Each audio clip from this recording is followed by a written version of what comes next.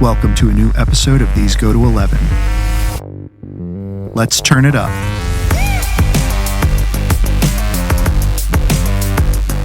Hey everybody, welcome back to These Go to 11, an unchurchy conversation about everyday faith. Please make sure you like, subscribe, and review on your favorite podcast platform. This not only helps us to get our content out there, but also helps us to find out what you, our faithful listeners, think.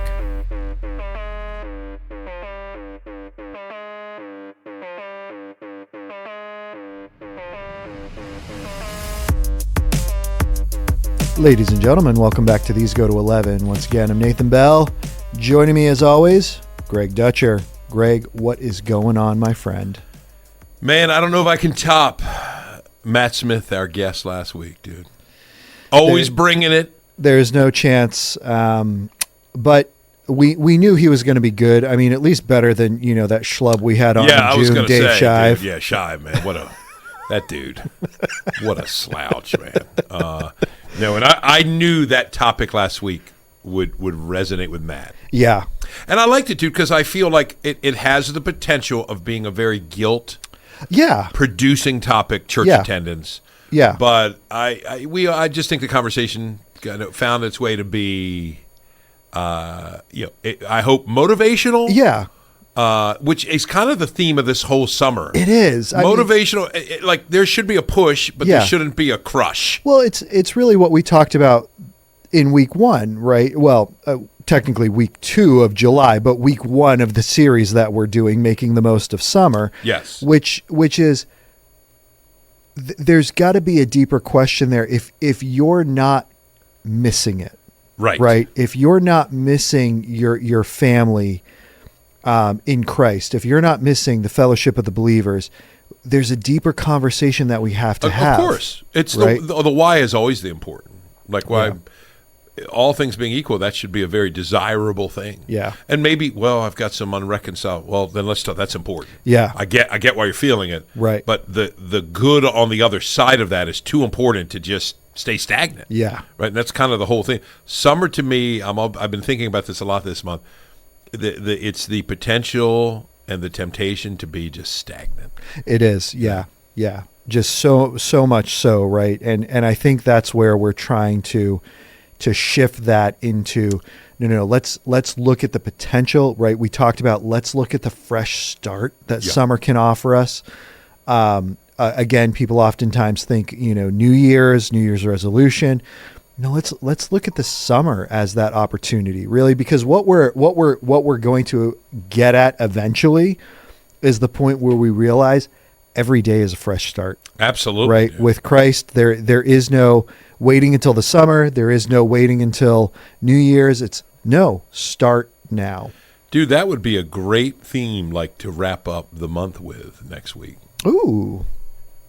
I think we just we may have already had something like that in the works, but a summer of second chances, right? That it's always a second chance. That's a quote from I think James Montgomery Boyce. He's the God. He's not the God. Like the Book of Jonah doesn't teach you that God is a God of the second chance, but the God of the 999. Yeah. It just His mercies are new every day. Morning, dude. Yeah. So I blew it. I was going to turn over my new leaf a month ago. Okay. Yeah. And you didn't. Yeah. And God's not hating on you. He knows, and He's there. Yep. And His mercy is there, and let's lean into it and see where it takes us. So much like this episode. Lean in and see where it takes. So you got to be a professional. That's dude. Right. Only we can pull that off. Every once in a while, we're professional. By like a broken clock. Twice a day, a blind squirrel. Speaking of squirrel. That's right. Donut. So Making the Most of Summer. This is the series that we are in and talking about. And today we're kind of taking a concept that we've talked about in the past. We've talked about it in a different setting. Yep. Right? Most predominantly Halloween. Yeah. Right? Where Halloween is, we always used to say the one time, but I think after today we're going to say one of the times throughout the year where the mission field will actually come to you. Oh, dude, couldn't agree more. And I might add the occasional blizzard that gets people out on the street. Oh yeah, in the neighborhood talking to each other and helping each other, and absolutely. Yeah, and I think what we're going to find is summer is this really we might say 3 month, but really you probably have closer to a 5 month window. Yeah, really from May to September. Yep, where you have an opportunity to be out, to invite people over, and they'll accept that invitation, right? I mean, who doesn't accept an invitation for free food? Mm-hmm. And you can really be intentional and strategic about your focus with friends and family when it comes to the gospel. Absolutely. And I think that's just something key, and that's what we want to do in this episode, right? Is just raise that profile and raise that awareness. Yeah. And so, kind of right out of the bag, our already answered question, our first question that we had, right? Why is summer one of the best seasons for relational evangelism? We talked about one, right? You've got the barbecue. Yeah. But there are so many others. Absolutely. Right? So, Greg, tell me, thinking back over your years and, having the back porch experience. It's a lot of years. Having the front yard experience. Yeah. What are some of your favorite moments that you can think of where just in the course of your summer living, your summer experience, you've been able to intersect with people with the gospel? Oh, absolutely. Well, when my kids were younger and we lived in a townhome community, like a lot of people in a townhome, they view it as a starter, which is great if you can get past, and we did. There's times we wish we'd stayed, to be honest. Right. But, we were in Abingdon, our little town where we lived for 10 years. Boy, our younger two weren't even born. And it was just kind of the perfect setting. The number of families who had kids about the same age. Mm-hmm. There was a common kind of play area. There was also another common playground. There were actually two of them because there were so many families in that townhome community that were all probably in a similar spot. Yeah. And then for us, when our kids got big enough, we started to feel, as you know, dude, I grow them pretty big. Right. I don't know why I'm so petite. Such a little man. I'm tiny, wee little man, slight of build. But we were Zacchaeus-esque, if you will. Yeah, dude. Yeah, they should cast me in a movie, and Jesus wouldn't even have to look up because the tree branch would break, and he'd say, "Why did you climb up there, you dummy?" Anyway, how did we get on that? But that was a neat time because there were just so many natural touch points of conversation. And our neighbors, I didn't want to mention them by name. I've mentioned them before because we love them and we're still connected to them. Even though probably most everybody that was there has moved out. Yep. Because we're all kind of pursuing the same goals. The family got bigger. You may have gotten an individual home or moved to a different area or both. And we did that. Our next door neighbors did that, but we still see each other. Yeah. Kids are the same age. They actually come here a lot on Easter or Christmas and sometimes a special occasion. When her father passed a few months back, they reached out to me. Yep. And it was an honor to do that. I'm sorry, her mother. I'm thinking of his father years earlier. Her mom passed, and they reached out. And it was an honor to be asked. And, all those gospel connections came about really because we had common ground, and the summer is when people are outside. Yeah. So honestly, just don't underestimate the value of deck to deck, porch to porch. Somebody's washing their car, they're out. You're just, hey, you know what? I'm tired. I kind of want to go in. But, I've met, hey, it's Chris, right? Yeah, Chris, yeah. How's it going? How's the house coming? Good. And share a little anecdote. Oh, man, I remember when we moved in. And those little investments are really important. Yeah. And believe me, there are times when I'm feeling fatigued. I don't want to make them. Yep. The house is like a little private sanctuary I just want to get to. And there may be the season for that where you're really that low. Sure. But often it's just few people regret when they overcome that and do it. Yeah. Oh, I wish I'd gone into the house. No, it was good that I did that. Yeah. It's been said it's a lot easier to invite someone over for a cookout than into a pew. Yeah. Right? Oh, yeah. I mean, so I just think in my experience, I found cookouts, events, and then I might be getting a little bit ahead, but like church events, like Easter Jam or egg hunts are really, it's a great way to get somebody into the community in a low-pressure way. Yeah. I think inviting to church services is great too. I think it's good when we can invite to, like, if that's the inner circle. Yeah. Can I find any concentric circles that get them in the right current, so to speak? Yep.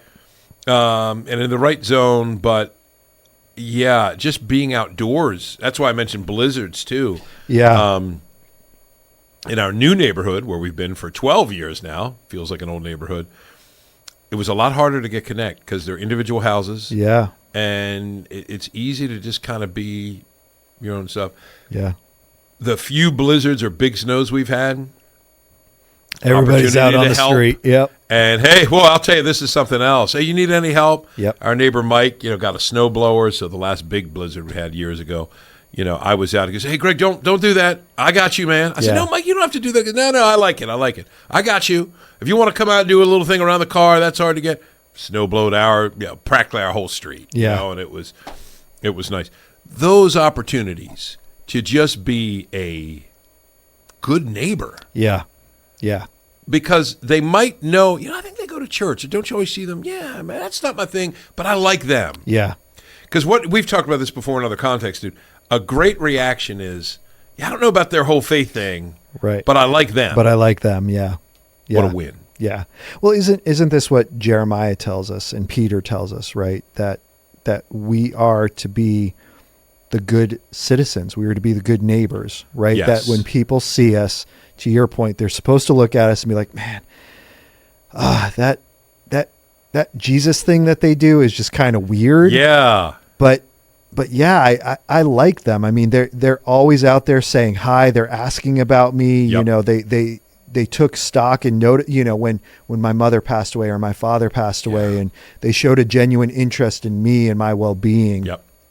And I can't shake that. I can't get over that. Yeah. And really those are the relationships that we're building, right? And that's what's important. Thinking about the summer and getting into good weather, we this past spring was, a rocky go of the weather. You get into mid-April and you're still wearing a sweater and jacket and gloves and hat. And yes. But as the weather started to warm up, it's like, oh, okay. So instead of sitting in the house, right? Why don't we pull the chairs and put them out on the front stoop and sit outside and just that. Commenting, and there might be an opportunity to help somebody, right? Hey, do you need help with that? They're lugging in something from Target, or they're, just those little things. And they're not hard. Yeah. No. And dude, we like it when people do it for us. Yeah. And often what happens, you have a good neighbor, you know what they become? Hey, I'd rather not. Would you mind bringing in my mail? Is that too much to ask you? Of course. Yeah, of course. Absolutely. Are you getting any new credit cards? No, you maybe don't want to do that. Are you right. getting any cash money in those things?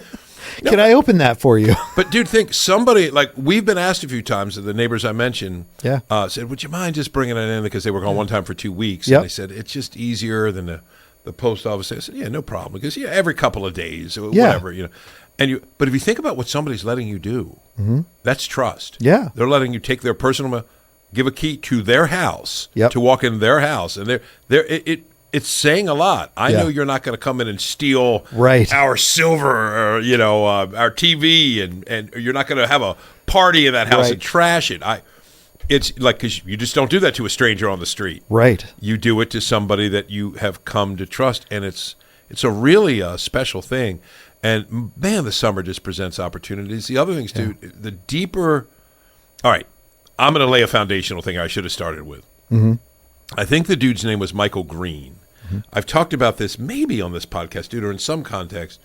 He had the best, simple, little numerical description for what we're talking about, evangelism. Yeah. And sharing the gospel with people. And it was, we typically think of evangelism as kind of like the moment a person, accepts Christ as Savior and Lord. Right. They go from spiritual death to spiritual life. Yeah. And he said that might be going from, 1 in the countdown, 10, 9, to 0, blast off. Right. And he said, but what about, isn't it just as effective, somebody, so let's take the neighborhood example. Mm-hmm.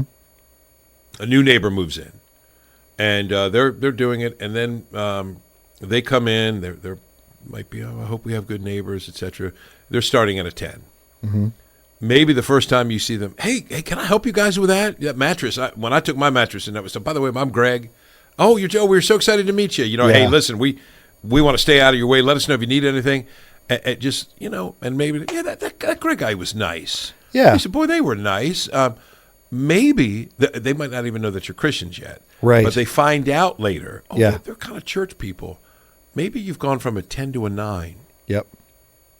That is as valid an evangelism step. So I just thought maybe for some of what we discuss in this conversation, we could kind of think of that, and when the neighbors I mentioned, when they knew I was a pastor, mm-hmm. which, I try not to out, but Lisa said they were asking too many specific questions. Right. If they find out you're a pastor and they look like you're lying, that's about it. I said, you're right. So Lisa saw him, the husband. This is when his father was sick, yep, or had just passed, and said to him, I'll just call him Bill, not his name. Bill, are you okay? Because he was by his car and he looked like a wreck and he was crying. He said, I'm embarrassed, Lisa. She goes, you don't have to be embarrassed. And she goes, well, can I, can I give you a hug, Bill? And he said, yeah, sure. And she hugged him, and his dad had died. Mm. And she said, I'm so sorry, and knew of that loss herself. Yeah.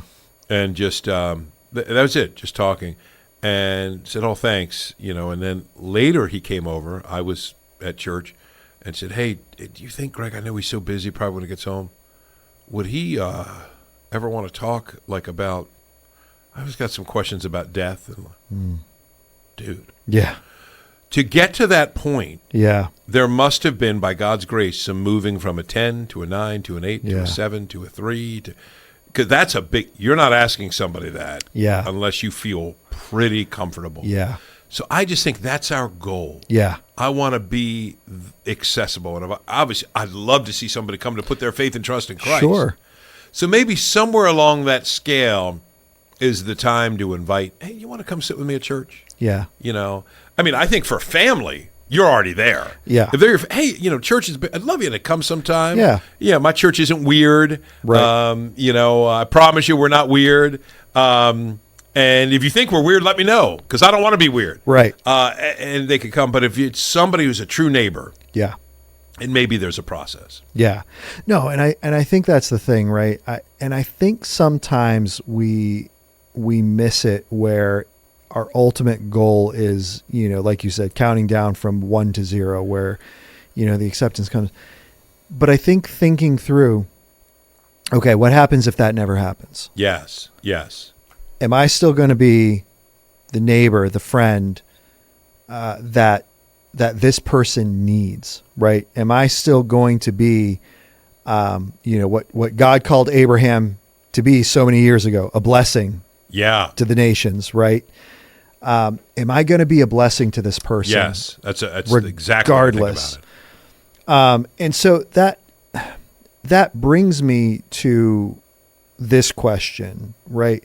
What's the difference between evangelism and just being a good neighbor? Oh, that is a good question, dog. There's so many ways to go at it. Okay.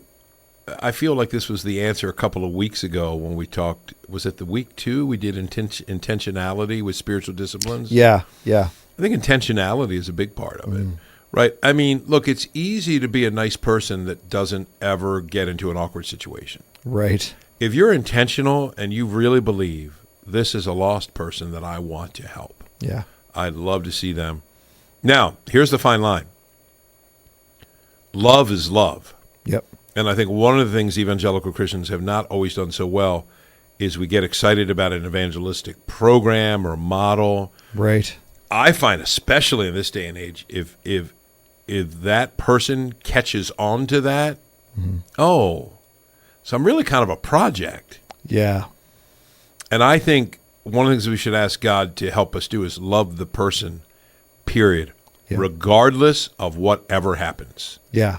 But I still think that can coexist with intentional goals. So being a good neighbor is essential to being evangelistic. Yeah. But you can just be a good neighbor with no intention to be evangelistic. Yeah. And sometimes we could say, I witness by just being a good neighbor. It reminds me of, do you remember, dude, a year ago, the St. Francis of Assisi quote? Yeah. Preach the gospel wherever, whenever. When necessary, use words. Yeah. Well, it's pretty darn necessary. Yeah. Faith comes by hearing, and hearing by the word of God, word of Christ. So, to me, it's an intentionality. Like, I want to be a good neighbor, but I want to do that because, why would I not want to share the greatest news in the universe with this person that God's called me to love? So, being a good neighbor could just be polite, keep my grass cut, help them with their issues. To me, an evangelistic heart should do all those same things with a hope and a goal. Yeah. Man, I'd love to be used by God to help that person take another step. Yeah. That's my thought. I think the thing is, the reality is our mission is always to be evangelizing. Yeah. Right. I mean, that's go into the world, preach the gospel, make disciples of all nations. Right. That's what we are commissioned to do as believers. I think we need to ask in every situation, how do we best accomplish that mission? Yeah. Right. And to me, the whole concept of living in a community, living with people is, okay, the best way that I'm going to accomplish that here is by being the best possible neighbor that I can be. Yeah. Right. And so that's intentionally going out and asking my neighbor, what can I help you with? Right. That's even positioning yourself on a nice day outside, sitting on the front stoop, so that as the neighbors are walking by, you can say hi to them. Yeah. Right. And in the natural course of life and just doing things that are intentional, to your point, and strategic, we are going to find ourselves falling into those conversations. Oh, yeah. Yeah. Right. I can remember, so had my heart attack, December of 23. And the neighbors, it's winter, so nobody's really outside a whole lot. And the neighbors astutely observe that my patterns and habits of when I come home and go have changed. Yeah. So the weather gets nice, and we're talking, and they're just natural conversation of things. They're asking about certain things, and it comes out in the conversation. Oh, well, Nathan had a heart attack. Yeah. Oh, wow. Yeah. We noticed that those patterns were just different. Yeah. Right. Yeah. That the car was parked out front a little more than it usually was, or it was parked out there at different times. So we didn't know if different job or, whatever. But we had built a relationship to where they knew those things because we talked to them. They knew that we were teachers. They knew we taught at the same school. They knew we had one car and we traveled together. Like, those are things that they knew in the course of the relationship. And so as things are different and those opportunities open, you're able to just speak honestly and clearly about what's going on and what's happening. Right. And that includes your faith, right? Yeah. It doesn't have to be forced. It's not like, found out I had a heart attack and it's like, and now let me just tell you guys, if you don't know Jesus after that heart attack, I can tell you it's a good time to get to know. No, like, talk about the heart attack. They were genuinely concerned for me, genuinely concerned about what was going on. And, later in the course of the conversation, we were able to talk about things like, Oh yeah, Easter and Easter service, and hey, would you guys mind joining? And Yep. you know that Joy and I we're kind of in a precarious situation because we're about 30 minutes away from the church, so it's a little more difficult for people to jump on that bandwagon. I know. But the fact that we were able to offer that and we're able to have those conversations with them, right? There's nothing forced. There's nothing weird. I don't want to bring people to a weird church. I don't want them to I don't want to introduce them to a weird Nathan, right? Right, exactly. I mean, other than the one you are. Right. And me too. I don't want to be even more weird than I already am. A different weird. Dude, I love what you're saying. It's the organic connection. Okay, what are good missionaries? Good missionaries know the culture in which they find themselves, which is why if you are ministering in an area, Orthodox Jewish, Muslim area, probably not a good idea to advertise your pork barbecue. Right. Come to my pork barbecue. You and I both know we're free in Christ. Yep. To do a pork barbecue and enjoy the heck out of it and take it as a blessing. Go kill and eat. The vision is to Peter. But a good missionary knows I need to acknowledge what is sacred in this culture and work within that framework to be a winsome blessing to the people that I'm trying to serve and love and share the good news with. So let's just take that. We often only apply that on the foreign field. Well, in our day and age, your neighbors that you just mentioned, do they notice your patterns change? So you have a very natural way to talk. Hey, I had a heart attack. And in that experience, wow, oh, we're so sorry here. Well, I'll tell you, for me, my faith is a big part of it that helped me. It's just people are, that's organic. Yeah. Where that, I don't know, these neighbors do. Those neighbors might, some in my neighborhood do have no soliciting signs. Yeah.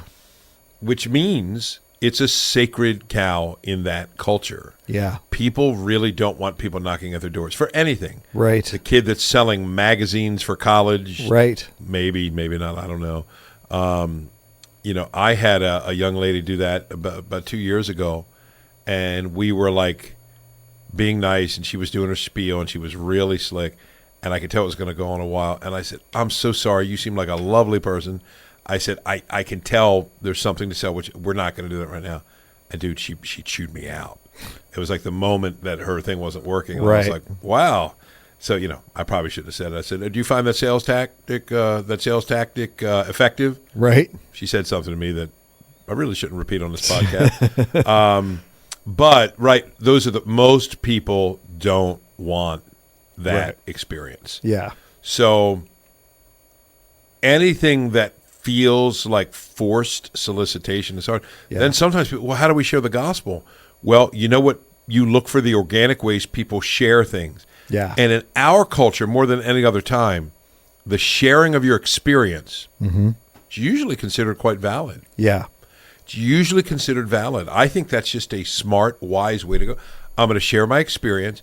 And people say, yeah, but you need the truth claim of the gospel. You do. I'm going to share the truth claim within my experience. Right. But if the experience opens them up a little bit, yeah. Wow, I'd like to know more. Yeah. Oh, really? Oh, I'd be happy to talk to you about that. I love people. And then I actually even said, because I know people are sensitive to that and often don't want to feel something forced. I don't want to make you feel like that. Right. But if you want to know, yeah, now the truth claims are there. Yes. So we're really just trying to help people get to that point.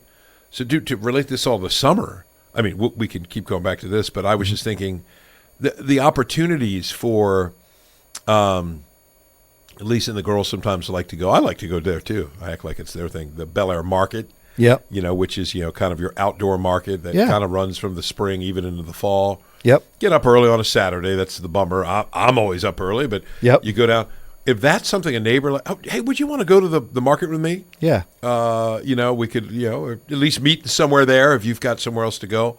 If you've got the sports fan, maybe you go all the way to downtown Baltimore and watch the Orioles. Maybe, hey, just up the road in Aberdeen is the minor league club. One of the Orioles pitchers is doing a rehab assignment. Do you want to go? I was thinking of going this week. Yeah. The summer. Yeah. Winter's harder, dude. Yeah. In a colder climate, I mean, you know that from where you're from. Yeah. Because you naturally, it's an old survivalist thing. You go indoors. But all those opportunities to make meaningful connections. Yeah. are right there. My challenge, it's funny, yours is distance. Yeah. Mine is role. Yeah. I've never quite figured out how to invite somebody to a church service where I preach. Yeah. It's come see me do my. I know that's not what church is. Right. Yeah, and I would obviously tell them. By the way, I'm one of the. And if you were to come this week, I'm probably the one that you're gonna see. It's just weird. Yeah. But that's for me to worry about. That's kind of a unique thing. But the most important thing is to keep those doors open. Yeah. It really sounds like this is simple, right? And to an extent, I do think it is. And if it is simple, why do you think we overcomplicate it too much? Great question, dude. And I think it probably is that at the end of the day, we still think of evangelism as a polished presentation. Right? It's a polished presentation. I won't do it right. I won't. And we sort of miss the opportunity that being present, asking good questions, being a good listener, looking for opportunities to share your hope. Yeah. You know, for me, and again, there's nothing wrong. And again, you know, I'm just sharing from my experience. Wow. Yeah, I grew up in a home, we wasn't really a religious home. So I first heard about Jesus when I was a teenager, and I thought, oh, this is kind of weird. People don't talk about that outside of church. And I thought, oh, but somebody, good friend of mine told me, well, no, he's real, and you can have a relationship with him like you have with your friend or coworker. Really? Yeah. And that was just a mind-blowing concept for me. Like, you're kind of helping them. Even in my telling of the story, I'm trying to look for opportunities where they might struggle and say, here's how I got over the hump. You might be able to get over the hump too. So I think we overcomplicate it because we overthink it. Yeah. And we think that at the end of the day, we've got to be this thunderous communicator that has the right word at the right time. And more often than not, it's the old more is caught than taught. Yeah. And I think we should take full advantage of the community of the church. You know, I think a great way sometimes to get a person, if you've won them over, I think here's a great way. This sounds self-serving, so I'll make it another church. My pastor is really good. Like, he helps me with like illustrations. Like, I've been like having a lot of fear, and he had this story about fear. Mm-hmm. I haven't forgotten that. Oh, that's cool. You ought to hear him sometime. He's been really helpful to me. You know, and take full advantage of the role of the church together. Yeah. They're going to hear gospel because they're going to come to church. Yes. And I sometimes think we're too hard on ourselves. Yeah, I think we need to be willing to talk about spiritual things when the opportunity is there. But don't be afraid to take full advantage, because evangelism is the shared responsibility of the community. Yeah. Right? So sometimes you have introverted people that are great helps people, great builders. Let's work together to maximize the most number of people. And at the end of the day, come into my church, my community, my family. Wow.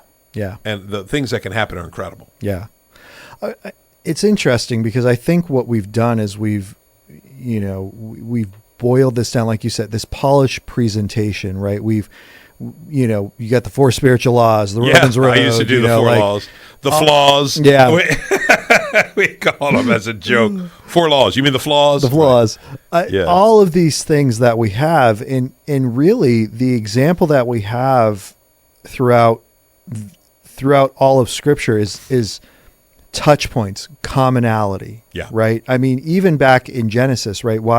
Back all the way at the beginning when God establishes his people, why is he establishing them on that little strip of land? Yes. By the sea, right? Yep. It's so that as the nations are crossing in and out of the borders of Israel, they're going to have touch points where they're going to see and experience things that are different and unique, not weird in the sense that it's not something you see every day, but not weird in the sense of like people are swinging from chandeliers and things like that, right? It's, wait a minute, you guys don't work 1 day a week? Yeah. Where do you get the food? Like, we have to work every day or else we don't have food. Yeah. Oh, let me tell you about our God. Our God provides for us, right? And then you think about something that they were never able to do and celebrate, right? The year of Jubilee.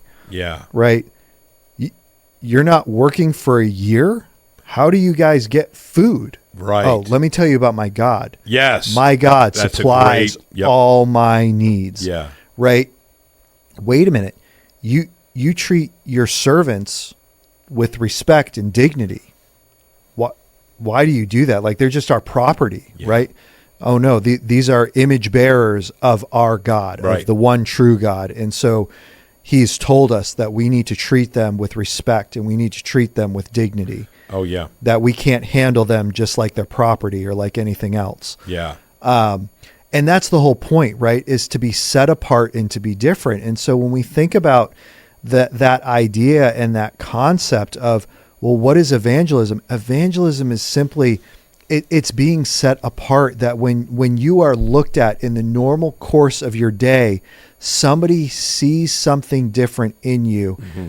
That sparks that curiosity, that sparks that interest, which opens the door to being able to talk about the God that we serve. Always. And I know some people that say, yeah, but they're spiritually dead. I agree. Mm-hmm. So all this talk, well, just go preach the gospel to them. I'm like, they're spiritually dead. I agree. They cannot respond to the gospel, quote unquote, in and of their own power. But often it is a felt need that will keep them in the sphere. Mm-hmm. Does that make sense? Yeah. Like it'll keep them in the sphere of that influence. Yep. And the felt need might be, man, Nathan just seems like, man, that dude had a heart attack last year and he's so nice and he's calm and he's kind, and there's a lot people are processing there. Yeah. And no, they're not contemplating the gospel and their need, but they're really contemplating closeness to you. Yeah. And that's who God works through. Right. To bring people to himself. Yeah. Yeah. No, that's so good. So good. So let's talk about some intentionality. We're kind of coming to the end. I think we have some time for this one, because I think we can spend some time, resting in this. Our intentionality with hospitality this summer. Yeah. Right. So as we're coming toward the second part of July at this point, right? We've got one more Tuesday in July. Mm-hmm. After this, summer is winding down. What are some intentional ways that we can be thinking about to reach out to our neighbors? Yeah, dude. Well, I mean, obviously, let's take full advantage of the weather. Yeah. I know. I mean, we're probably going to get barbecues in the title, right? Right. Dude, there are few things easier than to fire up a grill or even a little low key. Hey, we're going to, just sit, we were going to sit by the fire pit tonight. Yeah. People that have fire pits and just, I'll make some drinks and we can sit around. And not in Maryland in August. Yeah, that's true. That's true. It's too hot. Too hot. I'm thinking of your neck of the woods where you can do that. But, or people, if you belong to a pool, or some people that have pools, there's just so many natural built-in ways. And you just tell yourself, even to have thought, my only goal, because people think, oh, that means, okay, I'm going to invite them over. When do I share the gospel? Don't. Right. In other words, particularly if it's your first or second invite, remember that 10 to 9 to 8 to 7. Yeah. Maybe help them know you're not weird. Yeah. Yeah. Help them know that you're kind. Yeah. Help them know that you like to laugh about stuff, right? Yeah. And that you can. Now, I granted, Nathan, sometimes these things get messy. Yeah. You're going to have to kind of ninja your way through. So you're going to have to Keanu Reeves matrix your way through some conversations. I've always given the example, the guys in my neighborhood, there was a young lady that would wash her car in her swimsuit, and it was, it was a thing, and the guys would comment, and often those comments would get to a point where, woo, this is pretty just downright pornographic. Right. And I'm like, as a believer, I can't throw in with that. Right. At the same time, I don't want to say, shame on you guys. Yeah. My role is to point them to Jesus, ultimately.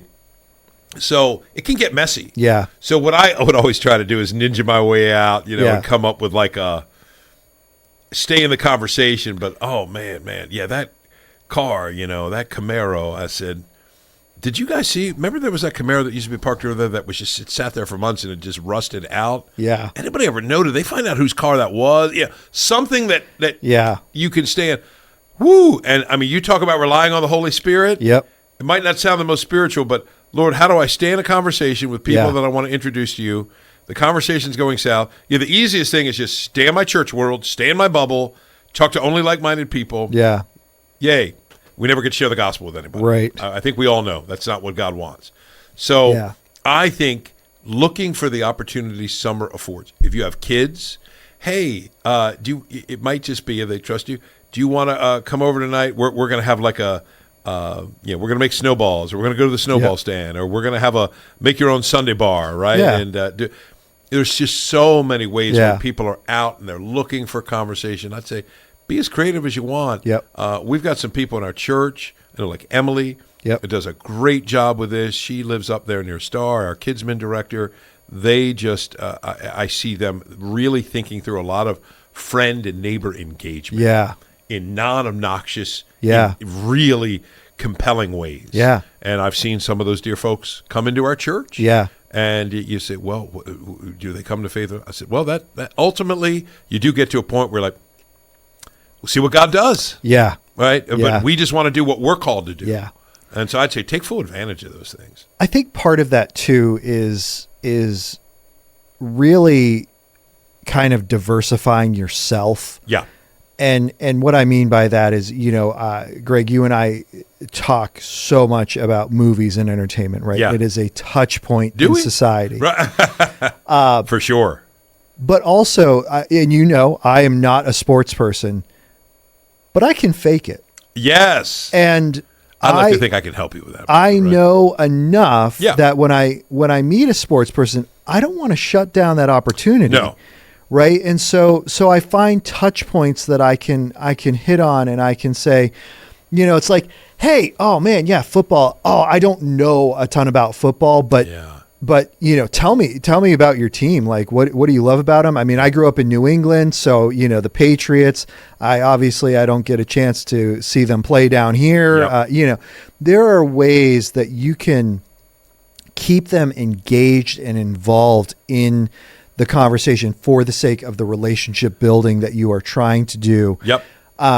Even if the thing that they're talking about is of completely no interest to you, right? And I think it's so important to diversify yourself and have these quote unquote, and I am using air quotes here, secular activities. Yep. Right.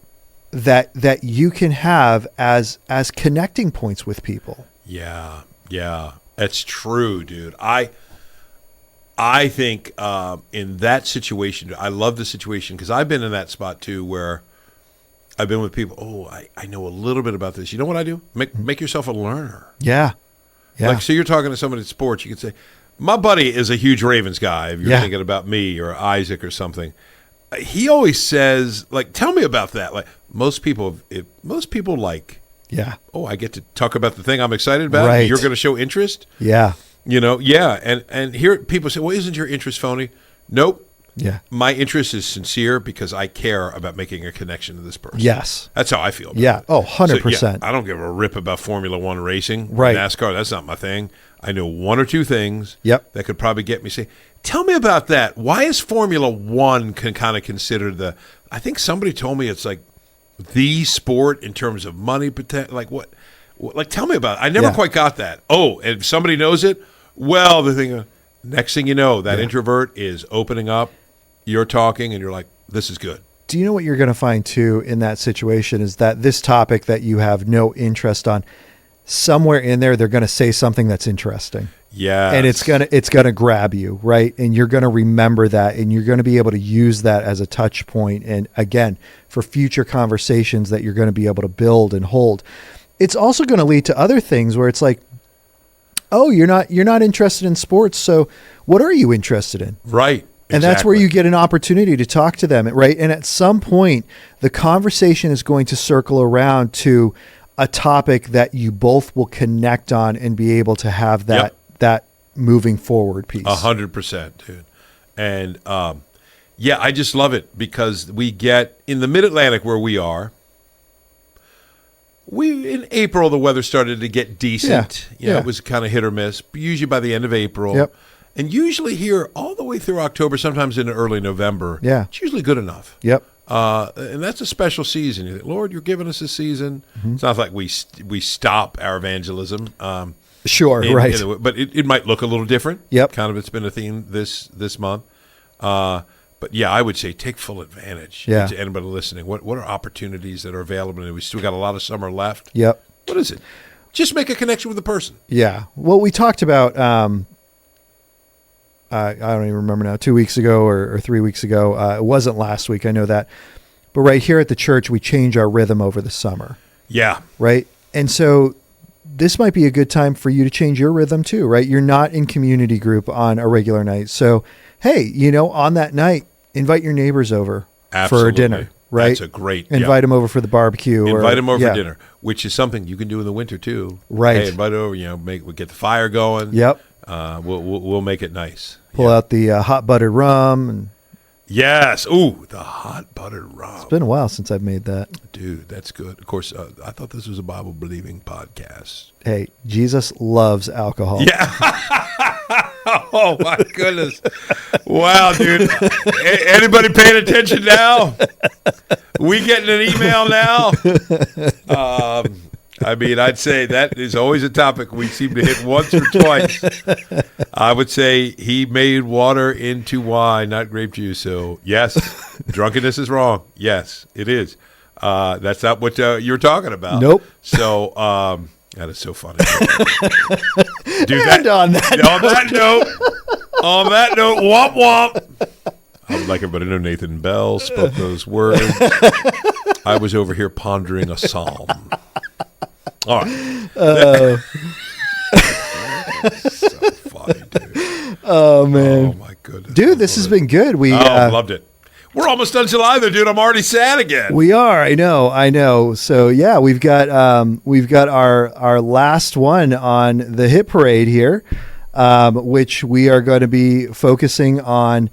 We've teased this throughout, but the summer of second chances. Yes. And so really viewing that as, all right, let's start fresh. Yes. And see what God is going to do. So, dude, I can't wait, dude.